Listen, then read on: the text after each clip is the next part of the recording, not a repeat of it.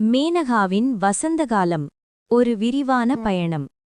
டெல்லியின் 4 சுவர்களுக்குள் 25 ஆண்டுகளை கழித்த மேனகாவுக்கு வாழ்க்கை இப்போது ஒரு புதிய அத்தியாயத்தை திறந்து வைத்திருந்தது.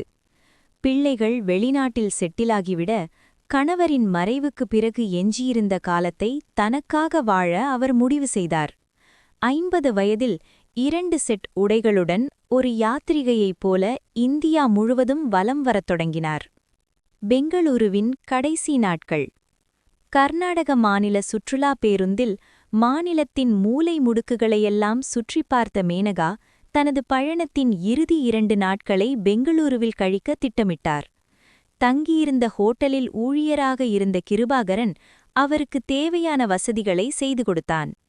தனிமையின் பாரம் மேனகாவை அழுத்திய அந்த நேரத்தில் கிருபாகரனின் சிறு கவனிப்பும் அவன் காட்டிய அக்கறையும் அவருக்குள் ஒரு விதமான ஈர்ப்பை ஏற்படுத்தின. பல ஆண்டுகளாக பூட்டி வைக்கப்பட்டிருந்த அவரது பெண்மைக்கான ஏக்கம் அந்த இளைஞனின் அருகாமையில் மெல்ல திறக்க ஆரம்பித்தது. ஒரு புதிய சூழல். ஹோட்டலில் ஊழியராக இருக்கும் கிருபாகரனுக்கு தர்மசங்கடம் ஏற்படக்கூடாது என்பதற்காக மேனகா புத்திசாலித்தனமாக ஒரு முடிவெடுத்தார். நகருக்கு வெளியே ஒரு அழகிய காட்டேஜை வாடகைக்கு எடுத்தார்.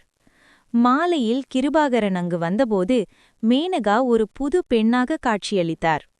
மதுவின் துணையோடு இருவரும் அந்த இரவு நேரத்து உரையாடலை தொடங்கினார்கள்.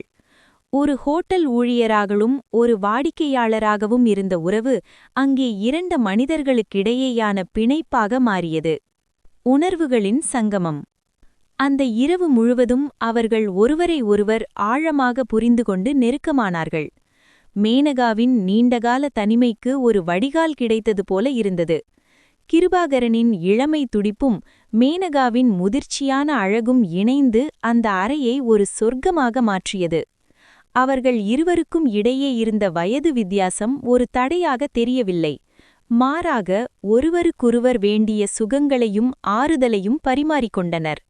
மேனகா தனது வாழ்நாளில் இழந்திருந்த பல சந்தோஷங்களை அந்த ஒரு இரவில் மீண்டும் மீட்டெடுத்தார். உடல் ரீதியான நெருக்கம் மட்டுமல்லாது, ஒரு ஆணிடமிருந்து அவர் எதிர்பார்த்த அந்த அரவணைப்பு அவருக்கு பூரணமாக கிடைத்தது. பிரியா விடை மற்றும் புதிய தெளிவு. மறுநாள் மதியம் அவர்கள் விடைபெறும் நேரம் வந்தது. அவனது உழைப்புக்கும் அவன் அளித்த அந்த தருணங்களுக்கும் நன்றிக்கடனாக ஒரு தொகையை அவனிடம் வழங்கினார். முதலில் மறுத்தாலும் மேனகாவின் அன்புக்காக அவன் அதை பெற்றுக்கொண்டான். விடைபெறும் முன் மேனகா மீண்டும் ஒருமுறை அவனது அருகாமையை அனுபவித்து மகிழ்ந்தார். அந்த தருணம் அவருக்கு ஒரு உண்மையை உணர்த்தியது. வாழ்க்கை என்பது வெறும் கடமைகளுக்காக மட்டுமல்ல, நமக்கான மகிழ்ச்சியை தேடிக்கொள்வதிலும் இருக்கிறது. ஒரு புதிய தீர்மானம். கிருபாகரன் சென்ற பிறகு மேனகா தனது பெட்டிகளை தயார் செய்தார். டெல்லிக்கு திரும்பும் விமானத்தில் அமர்ந்திருந்தபோது அவர் ஒரு புதிய மேனகாவாக இருந்தார். இனி வரும் காலங்களில் இந்தியாவின் எந்த பகுதிக்குச் சென்றாலும் அங்கே தனக்கான மகிழ்ச்சியையும் துணையையும் தேடிக்கொள்ள அவர் தயங்கப் போவதில்லை. தனிமையில் வாடுவதை விட தனக்கு பிடித்தமான முறையில் வாழ்க்கையை கொண்டாடுவதுதான் சிறந்தது என்ற தெளிவு அவருக்கு பிறந்தது. பல ஆண்டுகளாக பராமரிக்கப்படாமல் இருந்த அவரது மனமும் உடலும் இப்போது ஒரு புதிய உற்சாகத்துடன் மலர்ந்திருந்தன. கிருபாகரன் சென்ற பிறகு அந்த அறையில் நிலவிய அமைதி மேனகாவுக்கு பாரமாக தெரியவில்லை. மாறாக ஒரு யுத்தத்தை வென்று முடித்த வீராங்கனையின் நிம்மதி அவரிடம் இருந்தது. கண்ணாடியின் முன் நின்றபோது தனது முகத்தில் தென்பட்ட அந்த பொலிவு பல விலையுயர்ந்த அழகு சாதன பொருட்கள் தராத ஒன்று என்பதை அவர் உணர்ந்தார். அது திருப்தியின் வெளிச்சம். டெல்லி நோக்கிய பயணம். விமான நிலையத்திற்கு செல்லும் வழியில் பெங்களூருவின் குளிர்ந்த காற்று மேனகாவின் மேனியை தழுவியது. டெல்லிக்கு திரும்புவது என்பது மீண்டும் அந்த 4 சுவர்களுக்குள் முடங்குவது என்று அவர் நினைக்கவில்லை. அது அடுத்த பயணத்திற்கான ஒரு இடைவேளை மட்டுமே. விமானத்தில் அமர்ந்திருந்தபோது கடந்த 24 மணி நேர நிகழ்வுகள் அவர் மனக்கண்ணில் நிழலாடின. சமூக கட்டுப்பாடுகள், குடும்ப கௌரவம் என்ற பெயரில் ஒரு பெண் தனது இயல்பான ஆசைகளை எவ்வளவு தூரம் அடக்கி வைக்கிறாள் என்பதை அவர் சிந்தித்தார். கிருபாகரன் போன்ற ஒரு இளைஞனின் அருகாமை அவருக்கு வெறும் உடல் ரீதியான இன்பத்தை மட்டும் தரவில்லை, நான் இன்னும் உயிர்ப்புடன் இருக்கிறேன், என்னாலும் ரசிக்க முடியும் என்ற தன்னம்பிக்கையை அவருக்குள் விதைத்திருந்தது. புதிய கண்ணோட்டம். டெல்லி திரும்பிய மேனகா தனது டைரியில் ஒரு புதிய குறிப்பை எழுதினார். கடவுள் என்பது ஆலயங்களில் மட்டுமல்ல, நாம் பகிர்ந்து கொள்ளும் அன்பிலும் பரஸ்பர தேவையிலும் இருக்கிறார்.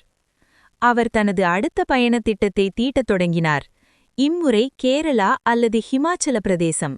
எந்த இடமாக இருந்தாலும் அங்கே ஒரு கிருபாகரன் இருப்பான் என்பதை அவர் அறிந்தார். தன்னை ஒரு சுதந்திர பறவை என்று அவர் அழைத்துக் கொண்டதில் இப்போது ஒரு முழுமை இருந்தது. உறவுகளும் உண்மையும். வெளிநாடுகளில் இருக்கும் அவரது பிள்ளைகள் வாரத்திற்கு ஒரு முறை போன் செய்து நலம் விசாரிப்பார்கள். அம்மா, அங்கே உங்களுக்கு போர் அடிக்கவில்லையா என்று அவர்கள் கேட்கும்போது மேனகா மெலிதாக சிரித்துக் கொள்வார். அவர்களுக்கு தெரியாது, அவர்களின் தாய் இப்போது ஒரு புதிய வாழ்க்கையை பாடமாக படித்துக் கொண்டிருக்கிறார் என்று.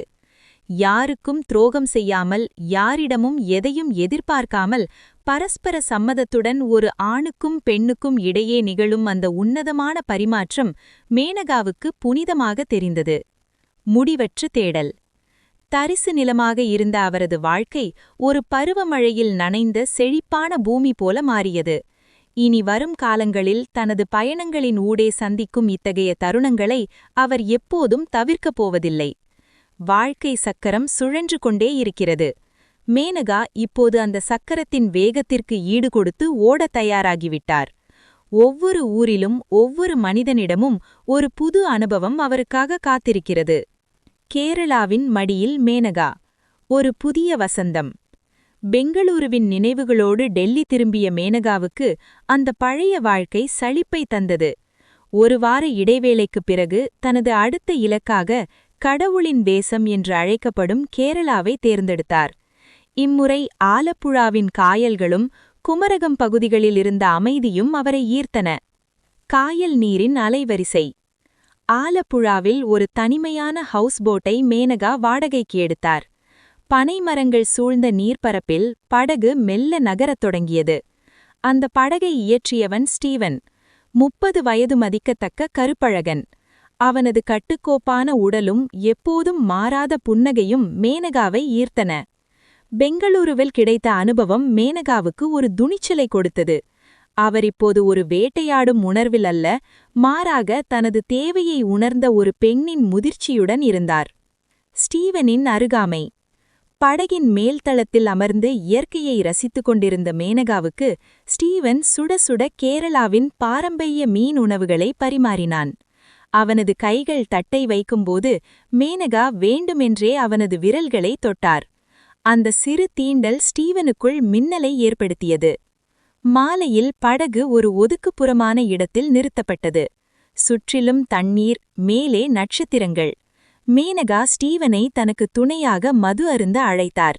ஆரம்பத்தில் தயங்கிய ஸ்டீவன் மேனகாவின் கனிவான பேச்சிலும் அவர் காட்டிய உரிமையிலும் மெல்ல தளர்ந்தான். ஒரு புதிய கொண்டாட்டம். அன்று இரவு அந்த ஹவுஸ் போட் மேனகாவின் உணர்ச்சிக் கடலாக மாறியது. அவர்கள் ஒருவரை ஒருவர் ஆழமாக அனுபவித்தனர்.